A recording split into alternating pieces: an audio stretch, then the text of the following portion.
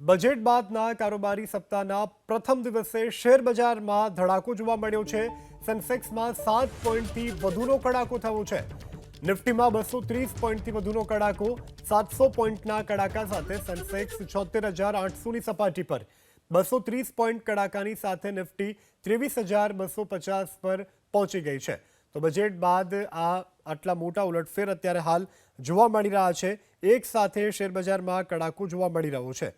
તો હાલ તો શેરબજારમાં આ કડાકો બજેટ બાદ નિફ્ટીમાં 230 પોઈન્ટથી વધુનો કડાકો થયો છે અને 230 પોઈન્ટના કડાકા સાથે નિફ્ટી 23,250ની સપાટી પર। માર્કેટ એક્સપર્ટ જયદેવસિંહ ચુડાસમા આપણી સાથે જોડાઈ ગયા છે।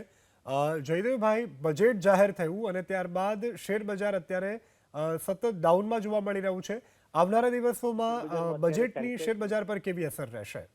પ્રથમ દિવસે કડાકો જોવા મળી રહ્યો છે અને તેનું પાછળનું જે સૌથી મોટું મુખ્ય કારણ છે તે અમેરિકા ખાતેથી છે। અમેરિકન પ્રેસિડેન્ટે કેનેડા, ચાઇના, મેક્સિકો ઉપર જે રીતના ટેરિફ લગાયા છે તેના લીધે વિશ્વભરના બજારોમાં થોડોક અફરાતફરી અને ભયનો માહોલ છે અને તેને લઈ આજે વહેલી સવારથી તમામ શેર માર્કેટોમાં નેગેટિવ કારોબાર જોવા મળ્યો અને અત્યારે અમેરિકન ફ્યુચર્સ પણ નેગેટિવ કારોબાર કરી રહ્યા છે અને તેનું જ એક નેગેટિવ રિફ્લેક્શન ભારતીય કારોબારમાં જોવા મળી રહ્યું છે। ત્યારબાદ અન્ય કારણની રીતે પણ જોવા જઈએ તો ડોલરની સામે રૂપિયો છે તે પણ આજે સૌથી નીચલા સ્તર પર ખુલ્યો છે, જે પણ એક મુખ્ય નેગેટિવ કારણ ગણી શકાય। અને જે રીતે ગત સપ્તાહના અંતમાં બજેટ આવ્યું હતું તો બજેટમાં પણ થોડીક સુસ્તતા જોવા મળી, તો તેનું પણ એક નેગેટિવ રિફ્લેક્શન આજે ભારતીય કારોબારમાં જોવા મળી રહ્યું છે।